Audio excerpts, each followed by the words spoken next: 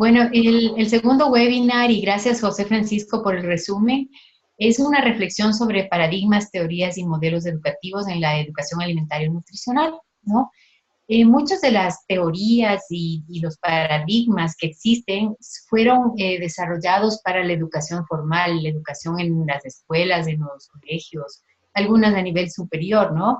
Pero realmente muy pocos paradigmas y teorías están formulados en términos de la educación alimentaria nutricional. Sin embargo, nosotros nos podemos nutrir de estos y aprender y aplicarlo en nuestros casos, ¿no? Entonces, la primera cosa que me gustaría es revisar el objetivo de este webinar, ¿no? Es reflexionar justamente sobre teorías de educación, paradigmas y modelos contemporáneos que sustentan la educación nutricional comunitaria, ¿no? Y vamos a tratar esta noche tres temas. La diferencia entre teorías, modelos y paradigmas. Vamos a tratar dos teorías que son clásicas, que es el conductismo y el constructivismo, y vamos a hablar sobre un paradigma muy importante para nuestro trabajo, que es la educación popular de Paulo Freire. Bien, entonces quisiera enfatizar las diferencias entre teoría, modelo y paradigma, porque muchas veces en nuestro diálogo diario, cómo nos dirigimos o hablamos, estamos confundiendo y realmente intercambiamos estos términos y no es correcto. Entonces es importante que los definamos antes de empezar a tratar los otros temas. Bien, entonces, bueno, un paradigma es una forma de mirar el mundo, de comprenderlo, de interpretarlo, de intervenir sobre una realidad para producir cambios y solucionar un problema, ¿no? Entonces, un paradigma es algo muy grande que tal vez un grupo de técnicos, de científicos, de filósofos decide empezar a estudiar, ¿no? Entonces, un paradigma que es esto tan grande, es esta forma de ver el mundo, comprende teorías, valores, creencias que hay en el medio, ¿no? En la sociedad, hipótesis que se lanzan en los grupos científicos o de estudio y leyes, ¿no? Entonces, es importante reconocer esto, el paradigma, ¿no? El paradigma es algo que es mucho más flexible que una teoría.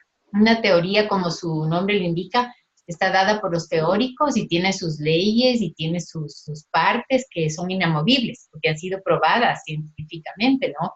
E incluso en humanos. Pero el paradigma es como tratar de adaptar eso a las circunstancias y a proponer soluciones activas, soluciones participativas para un problema. Entonces, ya tenemos nuestra primera definición, un paradigma.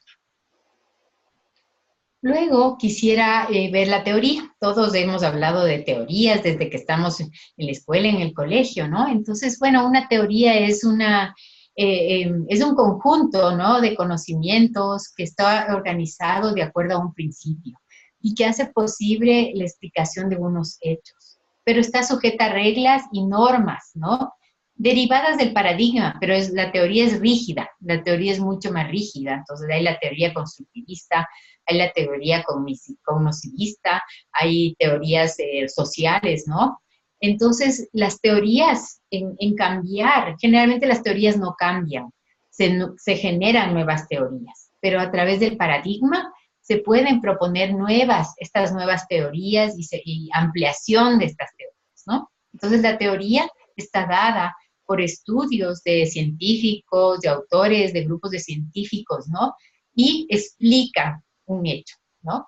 Hay diferentes teorías educativas, muchas y algunas antiguas y otras más contemporáneas.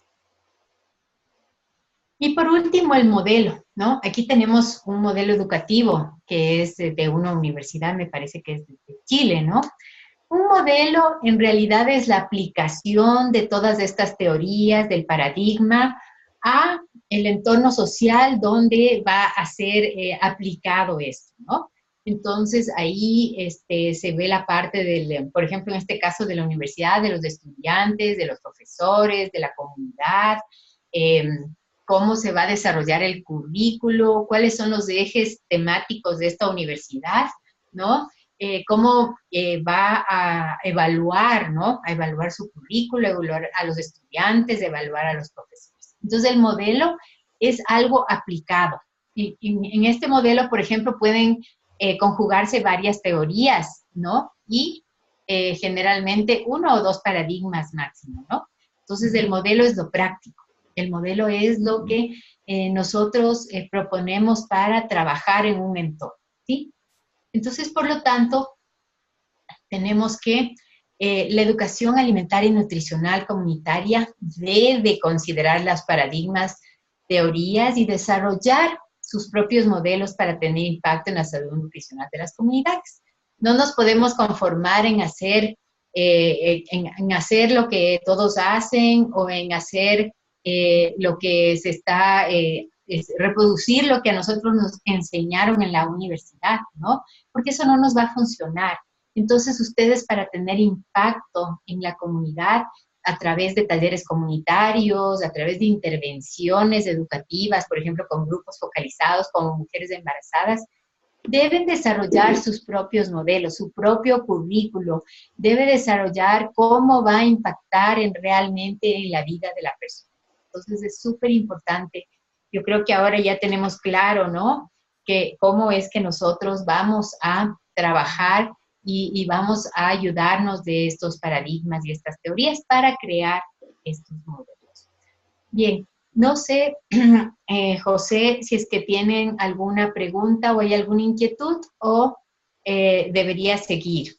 Hasta el momento en el chat no hay ninguna pregunta. Y aprovecho, si alguien tiene alguna duda o alguna pregunta, nos puede escribir en el chat y yo le estaré pasando la información a María del Carmen. Continuamos. Ya, gracias. Bien, entonces ahora que hemos aclarado estos 3 términos, vamos a seguir con 2 teorías que son las que vamos a tratar esta noche, ¿no? Entonces, es muy importante que conozcamos estas teorías, porque son teorías clásicas, ¿no? Y si bien fueron desarrolladas, por ejemplo, el conductismo fue desarrollado por los psicólogos, ¿no? En el siglo XX, ¿no? Y el constructivismo igualmente se trabajó en el siglo XX por psicólogos, pedagogos, educadores, filósofos, etcétera, y no fueron diseñadas para la educación alimentaria y nutricional. Sin embargo, nos podemos nosotros ayudar de estas teorías para entender lo que estamos haciendo. Entonces, bueno, aquí tenemos el conductismo y el constructivismo, algunos principios, ¿no? Entonces, el conductismo, no sé si ustedes han escuchado del clásico experimento del perrito de Pavlov, que le tocaba una campanita y el perrito reconocía la campanita como que era hora de comer y empezaba a salivar, e incluso si es que no había presencia de comida, el perrito salivaba. Entonces, Pavlov creó un condicionamiento alrededor de el comportamiento del perrito, ¿no? Y bueno, y se han hecho otros experimentos incluso con personas, ¿no? Entonces, ¿qué es lo rescatable para nosotros del conductismo? Que nos permite trabajar con condicionamientos, que muchas veces son muy importantes para crear habilidades y destrezas, ¿no? Que en términos de salud son necesarias, ¿sí? Por ejemplo, una persona que vive en una zona donde el agua está contaminada, tiene que aprender exactamente los pasos cómo potabilizar el agua. Porque de otra manera, si se salta un paso, se añade demasiado cloro, por ejemplo, al agua, puede hasta intoxicarse. Entonces, esto le va a permitir desarrollar habilidades que van a mejorar su salud, ¿no? Y le va a permitir también tener un cambio de conducta. En vez de consumir, darse cuenta que en vez de consumir agua sucia, que es lo que le está enfermando a él y su familia, a sus niños, va a tener que tratar el agua para poder consumirla, ¿no? Y esto va a hacer paulatinamente que haya un refuerzo de esta destreza de cuidar del agua como agua segura, ¿no? Entonces, bueno, ¿qué pasa? Esto lo que al final le lleva al facilitador, a los programas que intervienen en las comunidades, es a tener conductas observables y medibles, que son indicadores, ¿no? De éxito, son indicadores de cumplimiento, son indicadores que a la final nos dan resultados cuantitativos que muchas veces tenemos que incluirlos en los proyectos comunitarios, ¿no? Bueno, aquí tenemos dos de los varios, ¿no? De los varios filósofos, de psicólogos, de educadores que han intervenido en desarrollar estas teorías, ¿no? Thorndike y Pavlov, que son bastante representativos. Hay otros muchos, ¿no? Y la otra teoría de la cual nosotros nos podemos servir como educadores, facilitadores de cambio de comportamiento en nutrición y alimentación es el constructivismo. El constructivismo es un avance muy grande de la concepción de la educación, ¿no? El constructivismo dice que el conocimiento es una construcción individual, es decir, cuando yo aprendo algo, ese conocimiento es único. ¿Por qué? Porque vino a añadir cosas a las que yo sabía. Entonces yo aprendí algo sobre el agua, por ejemplo, el agua segura, pero a partir de mis vivencias, a partir de mis experiencias, a partir de lo que yo había ya sabido acerca de ese tema, ¿sí? Entonces, ¿qué dice? Que el aprendizaje se da por asimilación y acomodación, ¿no? Estos son términos que los psicólogos usan, ¿no? Entonces, asimilamos el conocimiento, es decir, no es que entre el conocimiento como si fuera algo nuevo, sino que se asimila a lo que yo ya sé y se acomoda entre lo que yo estoy ya viviendo, sabiendo, percibiendo, ¿no? Entonces dice que el aprendiz, ¿no? Tiene una estructura cognitiva formada, es decir, ya tiene conocimientos y es algo que debemos tener siempre en cuenta. Nosotros no es que vamos a llenar tacitas vacías, ¿no? Las cabezas de las personas, no. Las personas ya tienen sus ideas, tienen sus vivencias, las personas ya saben cómo hacer las cosas, ¿no? Entonces es importante tener en cuenta esto siempre cuando vamos a hacer una intervención educativa en la comunidad, ¿no? Y también otra cosa que dice el constructivismo, que también tiene que ver algo con el cognitivismo, pero se lo toma también como parte de la teoría constructivista, es que se aprende por relevancia y por significancia. Esto es súper importante, sobre todo en poblaciones adultas, ¿no? Las personas adultas solo aprendemos lo que vamos a usar, lo que nos es importante, lo que nos interesa, lo que creemos que va a mejorar de alguna forma nuestra calidad de vida, ¿no? Entonces también, y aprendemos, entonces esto significa algo para nosotros, ¿sí? Entonces, en sí, estas dos teorías las aplicamos mucho en el área de salud alimentaria y nutricional, ¿no? Y tenemos que tomarlas muy en cuenta. La primera, porque estamos cambiando ciertos hábitos. Tenemos a veces que desarrollar estas habilidades, ¿no? Entonces, tenemos que reconocer que a veces tenemos que condicionar, que tenemos que hacer repetición. Y la segunda, porque nos damos cuenta que la persona ya viene con un bagaje de conocimientos, ya viene con un bagaje de experiencias, ya viene con una gran cantidad de vivencias. Nosotros tenemos que reconocer eso para poder tener éxito en nuestras intervenciones, ¿no? Entonces, esto es del conductivismo al constructivismo. Vamos a mirar esto. Los importantes aportes, ¿no?, que tiene el constructivismo para la educación alimentaria y nutricional son los siguientes, ¿no? Bueno, el facilitador debe estructurar entonces situaciones que permitan la participación activa. ¿Por qué? Porque justamente el participante del taller comunitario tiene un bagaje muy alto, ¿no?, de conocimientos, de vivencias, de experiencias, ¿sí?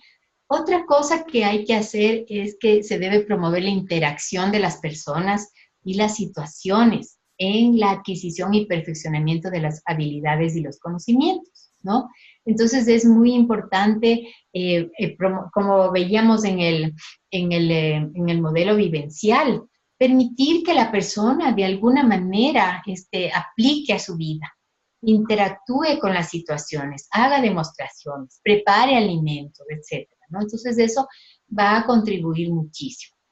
El constructivismo también comparte con la teoría cognitiva social el supuesto de que las personas, las conductas y los ambientes interactúan circularmente, es decir, tienen una interacción todo el tiempo. No es una interacción lineal, sino que puede ser una interacción al mismo tiempo entre la persona, la conducta y el ambiente, ¿no? Entonces, esto es algo muy importante a tomar en cuenta, porque somos seres sociales y aprendemos de manera social, y sobre todo los adultos aprendemos también en ambientes donde se potencia esta interacción, ¿sí? También, igual que ya habíamos conversado, los aprendices construyen el conocimiento desde su propia experiencia. Por lo tanto, el conocimiento que adquieren es único, porque ninguno tiene la experiencia o la vivencia que tiene el otro, aunque sean de la misma familia, aunque estén en la misma comunidad. Entonces, esto tenemos que reconocer como facilitadores de estos procesos que queremos que tengan impacto, ¿sí? Los procesos cognitivos, como el pensamiento y el aprendizaje, son parte del entorno del individuo. Es decir, no es algo que nosotros venimos a poner, ¿no? Sino que es algo que está sucediendo todo el tiempo, ¿no? El aprendizaje es lo que se da todo el tiempo, no se da en la escuela, en el colegio, en la universidad, no. El aprendizaje se da en la vida misma, en cómo el niño que empieza a caminar, se cae, ¿no? Y entonces aprende cómo debe dar los pasos, qué es lo que debe evitar, qué objetos hay que evitar, ¿no? Entonces aprendemos todo el tiempo, desde antes de nacer, pero desde que el momento en que nacemos estamos aprende y aprende, ¿no? Y no es en la escuela, es en las vivencias que se dan en el día a día. Y otra cosa que es un aporte importante es que aprender implica relaciones entre una persona y una situación. Entonces, tratemos de que ese aprendizaje sea lo menos teórico posible y que haya una interacción práctica muy alta, ¿sí? Entonces, bueno, estos son los importantes aportes del constructivismo a la educación alimentaria y nutricional comunitaria, sin que esta teoría haya sido desarrollada con este objetivo, ¿no? De educar en la comunidad. Sin embargo, nosotros podemos tomar estos aportes y reconocerlos y mejorar nuestro trabajo, porque esta teoría nos da esa posibilidad. Bien, vamos a seguir entonces ahora y vamos a ver los aportes ¿cómo se llama? Del conductivismo, ¿sí? Bien. Bueno. Ya. Los aportes del conductivismo a la educación alimentaria y nutricional son, si bien el conductivismo es como crear un hábito, ¿no? Entonces, una de las cosas, como les decía, es importante reconocer que identifica conductas observables, medibles y cuantificables, que muchas veces en términos de cambio de comportamiento, en términos de adquisición de destrezas y habilidades para promover la salud, son muy importantes, ¿no? Hay veces que, por ejemplo, cuando se está facilitando la introducción de los alimentos en los niños, ¿no? De acuerdo a lo que las políticas públicas están promoviendo, es una cosa que se da paso a paso, ¿no? Y que hay que adquirir ciertas habilidades. El cuidador, la madre, la cuidadora, tiene que adquirir esas habilidades, ¿no? Y eso nosotros lo podemos observar, medir y cuantificar, ¿sí? Bien, otra cosa que el conductivismo aporta es que nos da un producto, ¿no? Un resultado que puede ser evaluable y por el cual podemos verificar que hubo un cambio de conducta, ¿no? Entonces, eso es importante. Por ejemplo, en el caso del agua, si es que en el centro de salud se registran menos enfermedades diarreicas en los niños, estamos viendo que el taller donde les enseñamos a potabilizar el agua está teniendo sus resultados, ¿sí? Otra cosa que también el conductivismo aporta es que se puede adquirir conocimientos por repetición, es decir, se adquiere una habilidad. ¿no? Adquirimos la habilidad porque la estamos practicando, porque hacemos que la persona practique, porque le damos un método, porque le damos unos pasos en los que la persona puede aplicar y aprender a hacer eso, ¿no? Y también el conductivismo sirve para capacitar a los adultos para cumplir con ciertas conductas, ¿no? Que a veces en, en términos de salud son muy importantes de adquirir, ¿sí? Y el facilitador enseña procesos que deben ser aprendidos literalmente, ¿no? Como en el caso de saber cómo potabilizar el agua, como el caso de saber cómo preparar los alimentos para los niños cuando cumplen los 6 meses hasta los 12 meses, ¿no? Y aplicarlos a la vida diaria. Es decir, estos procesos que van a mejorar la vida o que van a salvaguardar la salud, los aplica el aprendiz, en este caso, a la vida diaria. Entonces, si bien a veces decimos, oh, el conductismo es una cosa muy mecánica, pero en nuestra área a veces necesitamos de este conductismo para crear hábitos, ¿sí? Bien, vamos a seguir entonces. Bueno, y no sé si hay alguna pregunta, José Francisco, porque veo algo aquí en el chat. Antes de seguir adelante. Sí, en este momento María Asunción nos pregunta si le podemos aclarar la diferencia entre significancia y relevancia. Ya, claro que sí. Bueno, significancia significa, perdón la redundancia, pero que es algo importante para mí, ¿no? Que es algo que se relaciona con mi vida, que es algo que se relaciona con mis vivencias, con las cosas que yo hago todos los días. Entonces, si tú me estás dando algo que puede mejorar eso que yo hago todos los días, para mí es significativo. Es un aprendizaje significativo.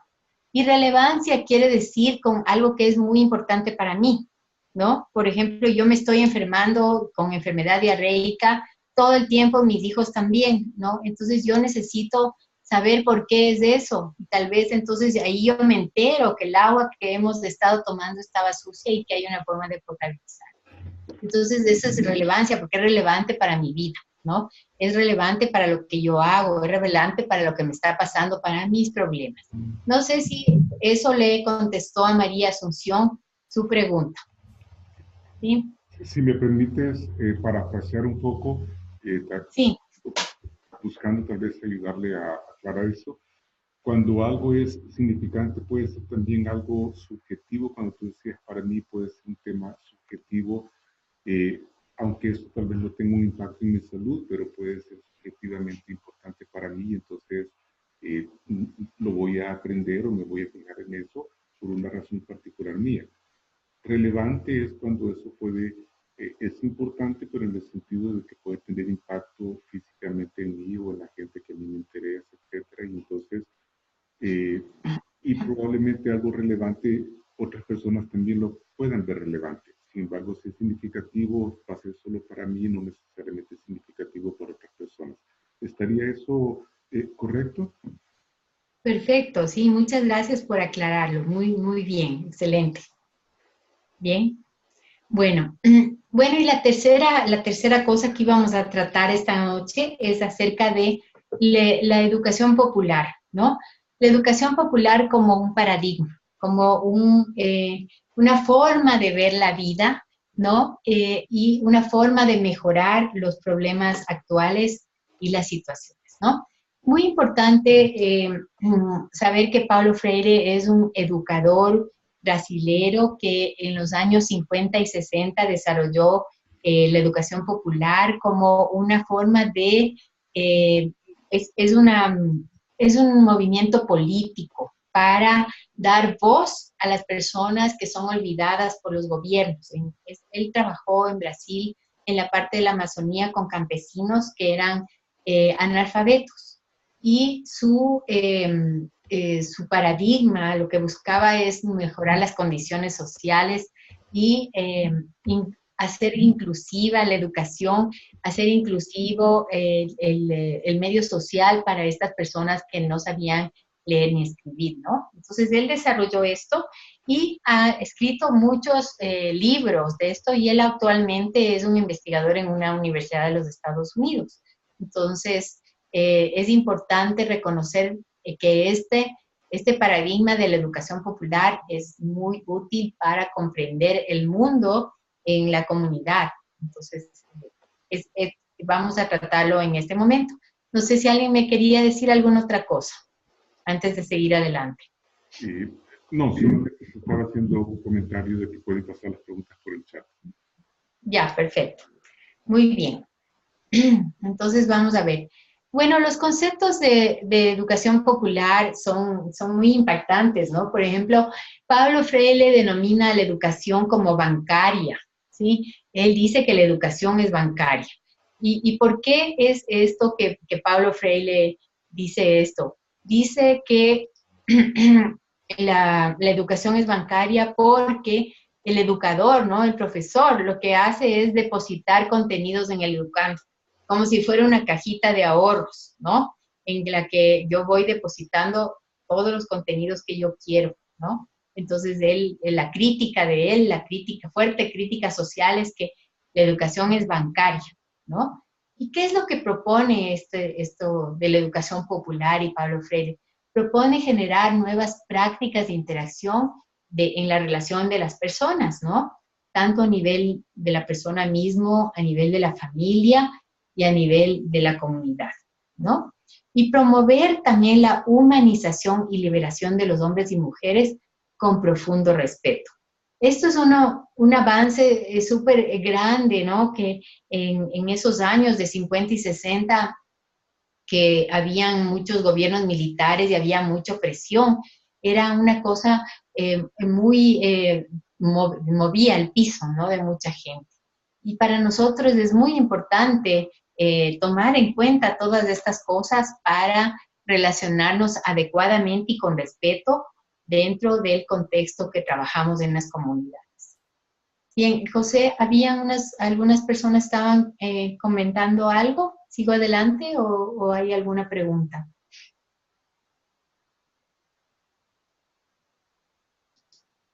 ¿Sí? Ok. Muy bien. Bueno, seguimos entonces. Bueno, ¿cuáles son los aportes de la educación popular a la educación alimentaria y nutricional? Primero, reconoce las relaciones sociales que promueven al reconocer a la persona como ser humano, como actor protagonista de su historia y sus prácticas de salud.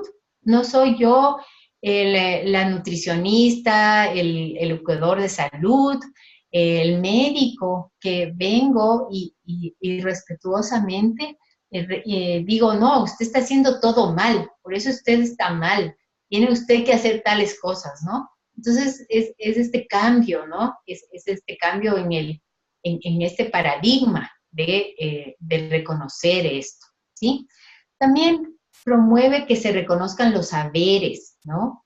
Y que haya una democratización del conocimiento con respecto a la salud. Esto implica reconocer los saberes en cuanto a, por ejemplo, medicina ancestral, prácticas de salud que son llevadas a cabo por las abuelitas, ¿no? En la comunidad, cómo se curan los resfriados, cómo se atiende a las mujeres en el parto, ¿no? Entonces, todo esto promueve y es una de las cosas que la educación popular nos da, ¿no? Nos hace pensar, nos hace ver, ¿no?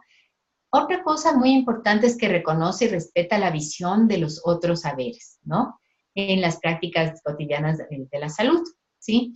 En la comunidad. Entonces, claro, nosotros hemos estudiado en la facultad, ¿no? Y tenemos gran acervo de conocimientos, pero también nosotros vemos cómo la gente ha vivido por cientos de años, tal vez miles, y cómo se ha curado y reconocemos esto, ¿sí? Y también propone una nueva praxis que implica la reflexión sobre su propio ser, las potencialidades, los saberes, la salud, los saberes de la salud, pero no solamente esta reflexión para los miembros de la comunidad, sino también para los miembros del personal de salud. Es decir, es una reflexión que se da a todo nivel y en todos los estamentos, ¿no? Que están interviniendo en la salud comunitaria. ¿Bien? Entonces, yo creo que la educación popular contribuye mucho a que nosotros aprendamos a respetar, ¿no? A respetar las cosas que aún no conocemos o que no conocemos y a incorporarlas, ¿no? En nuestros talleres comunitarios, a reconocer el valor que tienen estas cosas y de esta manera promover una salud mejorada para las personas en la comunidad. Bien, y bueno, para terminar y entrar al foro de preguntas, me encanta esta frase de Robert Shank: el aprendizaje ocurre cuando alguien quiere aprender, no cuando alguien quiere enseñar. Entonces, importante tomar siempre en cuenta que a veces nosotros queremos enseñar una cosa, ¿no? Pero si realmente del otro lado no hay quien nos escuche, va a ser difícil que podamos tener éxito en nuestra tarea. Bien, y gracias por asistir. Y abrimos entonces el foro de preguntas. Sí, y tenemos una pregunta de un momento, hace un momento. De María Asunción, hablando sobre el tema de comunidades, nos pregunta qué es comunidad exactamente desde el punto de vista educativo y qué es popular para el efecto educativo. Ya, bueno, la comunidad es cualquier grupo de personas que se encuentra en un entorno, ¿no? Por ejemplo, hay la comunidad de enfermos del Hospital Eugenio Espejo, hay la comunidad de mujeres de Yaruquí, hay la comunidad de vendedores, ¿no? De comerciantes del Mercado Central de Quito. Entonces, una comunidad se define como un grupo de personas que tienen un mismo interés y que se encuentran agrupados en un entorno, ¿no? Ese entorno generalmente es algo físico, ¿sí? Es un barrio, es un hospital, es una institución, es una empresa, ¿no? Esa puede ser una...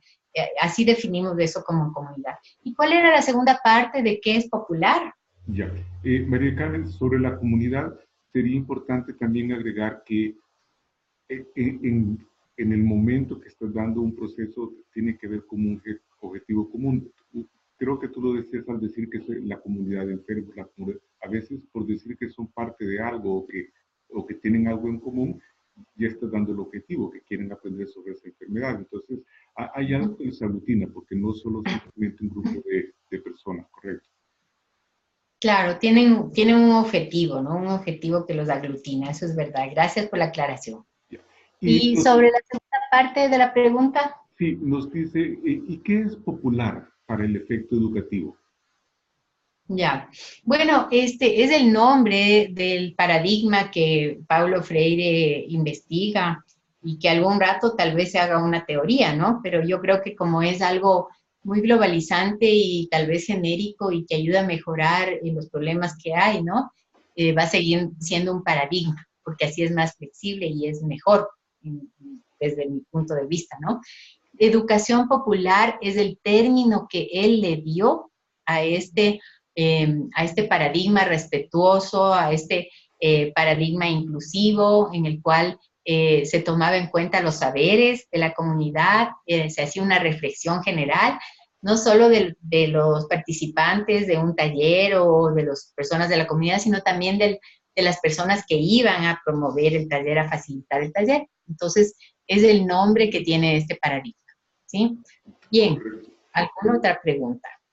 Sí, hay otra pregunta y esta nos la hace Paola y nos dice, cuando doy consultas de lactancia, las madres o parientes de mis pacientes hacen comentarios de mitos de la lactancia.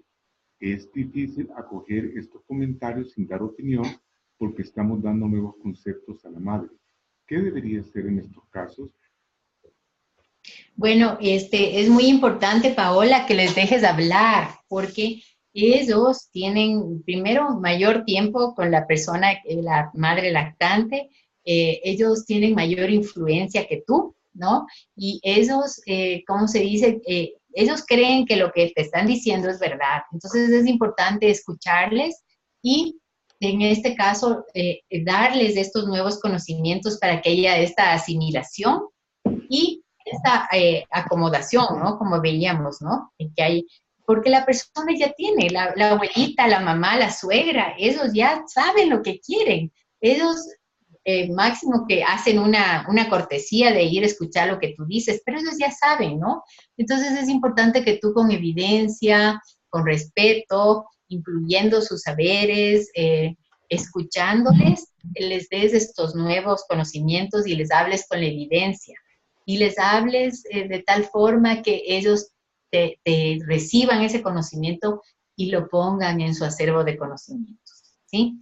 Es difícil a veces, ¿no? Porque a veces son unos mitos terribles los que te dicen, pero lo que mejor puedes hacer es escuchar y tratar de acomodar y darles la evidencia que va a hacer que las personas tomen tu nuevo conocimiento. Sí, gracias. Y también el segundo paso es que reflexionen sobre lo que dicen para ver qué efecto tiene y tal vez ellos mismos se dan cuenta de que son mitos. Tenemos otra pregunta acá y esta nos viene de Aren. ¿Cuáles son las técnicas educativas más recomendadas para dar educación de adulto nutricional en comunidades? Ya, bueno, justamente, no sé si, Aren, tú sí creo que viniste al primer webinar, ¿no? Pero es muy importante escuchar, ¿no? Entonces tenemos un modelo que es de 4 pasos, que a mí me parece espectacular, está basado en educación de adultos, el cual tú primero escuchas a través de preguntas generadoras, escuchas lo que la persona te quiere decir. Tú planteas las preguntas generadoras de tal manera que las personas te den la información. Luego permites que haya un diálogo entre estas personas. Luego tú das, ¿no? Tu mensaje, pero tu mensaje no tiene que ser solamente teórico. Tu mensaje tiene que ir acompañado con un instrumento, con, no sé, con alguna cosa que promueva, que motive a la persona a tocar, a ver, a sentir, a intercambiar, ¿no? Puede ser alimentos, en el caso nuestro es muy aconsejable utilizar alimentos, hacer degustar alimentos. Yo en el caso mío, yo soy practicante de mindful eating y entonces para mí hacer un ejercicio con los 9 tipos de hambre es fantástico, ¿no? Tiene unos resultados increíbles. Y por último, tienes que dejar que la persona aplique de alguna forma. Entonces, por ejemplo, preparar alimentos. Hacer una receta, preparar las consistencias de alimentos para la introducción de alimentos de los niños a partir de los 6 meses, ¿no? Entonces, ese es el modelo que yo recomiendo y las cosas que sean sensoriales, que sean didácticas, que sean lúdicas, fuera de todo lo que sea teórico, porque eso la persona te mantiene la atención máximo unos 5 minutos y después ya nada. Y tú pierdes todo ese tiempo y la persona también pierde porque no aprende y no puede aplicar a su vida los nuevos comportamientos. Sí. ¿Qué más, José? Bien, también tenemos una pregunta de Elisa y nos dice en relación a respetar los saberes, ¿cómo podemos aportar nuestro conocimiento si a veces nos dicen no tenemos leche, no me sale y mejor le damos tetero? O sea, leche de fórmula. Sí, bueno, esta ansiedad que tienen las mamás de que, y Paola sabe más que nadie, ¿no? Que creen que los niños tienen que tomar un montón de leche, ¿no? Incluso que se mueren de hambre, que tienen hambre, ¿no? Pero lo que pasa es que la ansiedad de la mamá también viene de la falta de conocimiento. Entonces es importante que en el embarazo en los primeros días luego del parto haya una educación para la lactancia materna que sea prácticamente, es una consejería que se da cara a cara. ¿Por qué? Porque la madre que está en su periodo de lactancia tiene muchas dudas y como dice la Paola, viene la abuelita, viene la suegra y le dice, ay, el pobre guagua tiene hambre, no tienes leche, ¿y ahora qué vas a hacer? Tómate esto, pero si no, vamos a tener que comprar la fórmula para darle, ¿no? Entonces, es una consejería muy cercana, es estar ahí. eso es lo que falta también en nuestro sistema de salud, porque en otros países como Chile, por ejemplo, la madre que da luz por primera vez y que está con su lactancia, se queda un tiempito más en el hospital donde hay una persona, un educador en lactancia materna, que se dedica a esa persona a ayudarle y hacerle comprender que el niño tiene el alimento que necesita y que la lactancia materna tiene que ser a libre demanda y que no le vamos a poner al niño horarios, porque eso va a ir contra la lactancia materna y contra la nutrición del niño, ¿no? Entonces, es difícil porque no tenemos el soporte de la política pública, ¿sí? Tenemos también, como dice la Paola, muchos mitos que hay en la familia. Entonces, lo importante sería empezar a trabajar desde el embarazo y explicarle exactamente lo que va a pasar a la mamá, ¿sí? Y cuando la mamá dé a luz, dar un seguimiento más cercano. Gracias. Ya. En este caso, María Carmen, viendo cómo está la pregunta, quisiera ser el abogado de Elisa y plantearte un par de cosas. Concretamente, si ella tiene un caso específico de una persona ahí, entonces es más concreto. ¿Podría ella, por ejemplo, indagar si la persona se queja de que no le sale leche, que casi no le sale leche? ¿Cómo fue su proceso de parto? Por ejemplo, ¿se cumplieron las prácticas integrales o no se cumplieron? O sea, ella permitieron que le diera de mamar al bebé a las 24 horas de haber nacido o en el momento de nacer. Y entonces, tal vez con eso puede indagar si fue un tema de que no hubo el estímulo apropiado y hacerle sentir que si ella estimula su seno, eventualmente va a aumentar su producción, por ejemplo. Exacto, ajá, así es. Entonces, por eso es importante trabajar desde el embarazo en educación hacia una lactancia materna, ¿no? Sí. Exacto. Alejandra nos pregunta, dado el caso que los miembros de una comunidad sean de escasos recursos, ¿cómo se le educaría nutricionalmente? Bueno, hay igual a mí me parece un paradigma, ¿no? Que habla de la desvianza positiva. Las personas y con recursos muy escasos sobreviven en condiciones increíbles, ¿no? Entonces, en este caso, más que nunca, es muy importante ser respetuoso de esos saberes, de esas formas de supervivencia que tienen estas personas y escuchar, ¿no? Entonces, aplicar los principios de la educación popular de Paulo Freire y ponernos a reflexionar cómo vamos a hacer esto. Y siempre tenemos, ¿cómo diríamos?, recursos que están ahí en la comunidad, ¿no?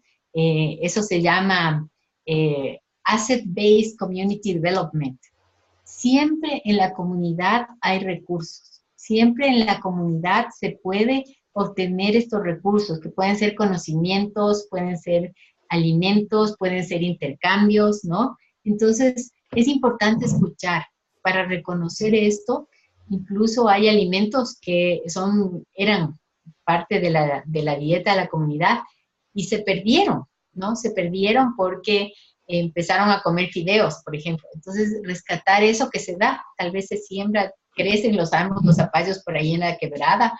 Entonces, tenemos que escuchar, ver, reconocer la historia, los saberes de las abuelitas y todo, y eso nos va a ayudar mucho a hacer que estos recursos de la comunidad se potencien. ¿Sí? Correcto. Bien, y imagino que en este entorno de pocos recursos o de pobreza, el aprender de mejor manera el tema nutricional, qué alimentos combinar con cuáles, porque también se da caso que la gente pobre compra Coca-Cola y pan, y entonces tal vez no es la mejor manera de gastar su dinero. Entonces, el entender lo que Exacto. cómo combinarlo, en qué dedicarme, puede hacer un impacto significativo. María Fernanda nos escribe también, parece que no estuvo en el seminario anterior, y nos dice, las personas que no participamos en el primer webinar, en el que según entiendo se vieron técnicas educativas recomendadas para educación de adultos en entorno nutricional, ¿cómo podríamos acceder a este material? Bueno, tenemos un canal de YouTube y en ese canal está el video, ¿no? del webinar. Y si María Fernanda, tú nos dejaste tu correo, yo te voy a compartir entonces el link para que tú puedas mirar lo que hablamos en el primer webinar. y buena oportunidad, ¿no? Todos los meses, en marzo comenzamos el 13, ahora es 24, tenemos el segundo webinar. En mayo, a mediados de mayo, vamos a tener el tercer webinar en el cual vamos a seguir reflexionando sobre la educación alimentaria y nutricional a nivel comunitario. Entonces, todas las personas que están aquí están cordialmente invitadas, se les mandará a sus correos el aviso de la dirección del aula, ya no tienen que inscribirse porque ya tenemos sus datos, ¿no? Entonces ya están en nuestra base de datos y con mucho gusto vamos a seguir avanzando en reflexión, porque esto es una reflexión entre todas las personas que estamos interesadas en tener impacto realmente y no solo reportar número de sesiones o número de asistentes. Gracias. Perfecto. Estamos recibiendo agradecimientos de Leslie, de Silvia, de Alejandra, pero ya no estoy recibiendo más preguntas. ¿Alguien tiene alguna pregunta o un comentario que quisiera hacer? Y yo lo transmito por acá. Aren nos dice, en mi país se suplementa a los niños con vitaminas y minerales espolvoreados que se agregan a las comidas. Permítame que se subió el comentario. Que se agregan a las comidas a partir de los 6 meses. Se tiene muy baja adherencia a dichos suplementos. ¿Cómo se podría mejorar la adherencia mediante la educación de adultos, de recurso humano y material para dar este caso? Ya, bueno, a nosotros también tenemos nosotros estos suplementos, ¿no? Es el caso de las chispas que se añaden en los alimentos de los niños, ¿no? Y realmente la adherencia es poca porque no es una costumbre que tienen, no es un hábito que tienen los cuidadores, las madres, y también a veces cambia el sabor del alimento y el niño mismo rechaza. Entonces, sería importante, Arem, que hagas un taller en el cual invites, ¿no? Invites a los cuidadores, a las madres, para que te comenten cuáles son sus impresiones acerca del alimento.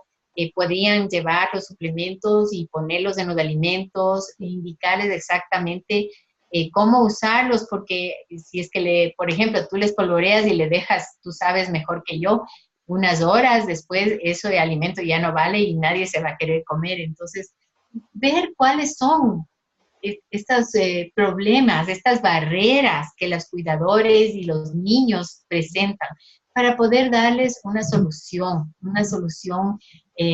consensuada, hablada, en el respeto de lo que ellos creen, ¿no? Entonces, porque a veces sabemos que eso sería muy bueno para la anemia o para mejorar las condiciones de desnutrición, pero si la persona de la comunidad no cree eso, no va a haber ninguna potencia humana que le haga que use ese suplemento. Entonces sería importante crear unos grupos focales para reconocer cuáles son las barreras que ellos tienen percibidas.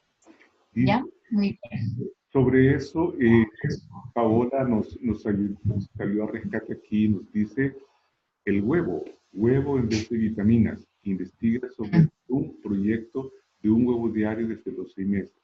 Entonces, exacto.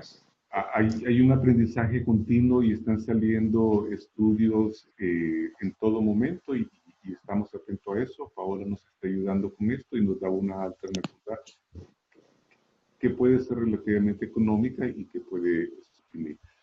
María Fernanda. Sí, este es un proyecto de la OMS que está teniendo mucho impacto, ¿no? Y entonces hay que darle un huevo entero diario desde los 6 meses al niño y entonces el huevo es algo que le encanta a todo el mundo. Entonces, excelente. Sí, perdón, sigue. María Fernanda nos dice, ¿cómo llegar a una comunidad, ejemplo, indígenas, sin que ella sienta que desde el enfoque de la evidencia científica se les está imponiendo, sino que se quiere generar un intercambio de saberes, entendiendo que no todas las prácticas alimentarias y nutricionales que esta comunidad está haciendo están siendo las más adecuadas? Bueno, primero, nosotros somos seres extraterrestres marcianos en una comunidad indígena porque nosotros somos profesionales de la ciudad, ¿no? Entonces, realmente, si tú no tienes un conocimiento muy profundo de la comunidad indígena, es mejor tener un mediador facilitador que conozca la comunidad o que sea parte de la comunidad, ¿no? A veces una partera, a veces un TAPS, que es un técnico de atención primaria de salud, que hable el idioma, que conoce las costumbres, que conoce a la gente, te puede ayudar, ¿no? Pero nosotros así como ir a entrar así, y muchas de las personas que asisten aquí trabajan en comunidades, saben que es muy difícil que seamos escuchados, que nuestro mensaje sea escuchado. Entonces, hasta que te conozcan, hasta que te acepten, hasta que vean que tú realmente quieres tener un diálogo de saberes, vas a tener que utilizar un mediador facilitador. Correcto, porque viendo lo que nos escribió María Fernanda, la palabra clave es que sienten que se les está imponiendo. Entonces, esto nos dice las habilidades que debe desarrollar un facilitador, y de entre ellas está el siempre mostrar respeto y cómo no parecer una amenaza ante un grupo de personas, sino que alguien que se une a sus necesidades y trata de entenderlas y no trata de imponer. Entonces, es todo un reto ese trabajo. Exacto, Janet así es. salió aquí también a ayudarnos con un comentario. Nos dice, se ha visto mala adherencia a las chispas. Para los que nos están escuchando, chispas se les dice en Ecuador a este suplemento en polvito que algunos mencionó que se usa en otro país también. También porque cambia el sabor, pero se puede usar solo vitamina C, D al inicio. Luego hierro, y con alimentación variada se logra cubrir los requerimientos en un niño de crecimiento normal. Gracias, Janel. Muchas gracias. Bien. Perfecto. De nuevo, se me han acabado las preguntas en este momento. No sé si alguien tiene alguna otra pregunta final o comentario. Yo le estaría transmitiendo por acá. Muchas gracias. Muchas gracias por su asistencia y por su interés, y vamos a compartir los videos que hemos tenido hoy. A las personas que no han venido al primer webinar le vamos a compartir también eso. Muchas gracias por su interés. Estén atentos, por favor, que el próximo mes vamos a tratar acerca de otro tema importante. Vamos a reflexionar, porque esto es una reflexión, y a través de la reflexión aprendemos todos mucho más.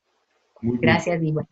Para cerrar, Alejandra nos comenta y nos informa que las chispas ya nos están impartiendo en los centros de salud, lo cual es una pena, y a pesar de que tenga dificultades en la adherencia, igual es preferible hacer algo a no hacer nada. Entonces, exacto, sí, exacto. Ok, agradecimiento. Esperemos que el sistema de salud esté proveyendo de otros suplementos para los niños, porque es muy importante atender con estos suplementos. Gracias. Listo. Muchísimas gracias a todos entonces, y con esto estaríamos completando este webinar, y como nos dice María Carmen, estén pendientes para mayo, en el cual habrá otro y continuaremos explorando estos temas. Agradecidos todos, hasta luego. Hasta luego, buenas noches. Gracias.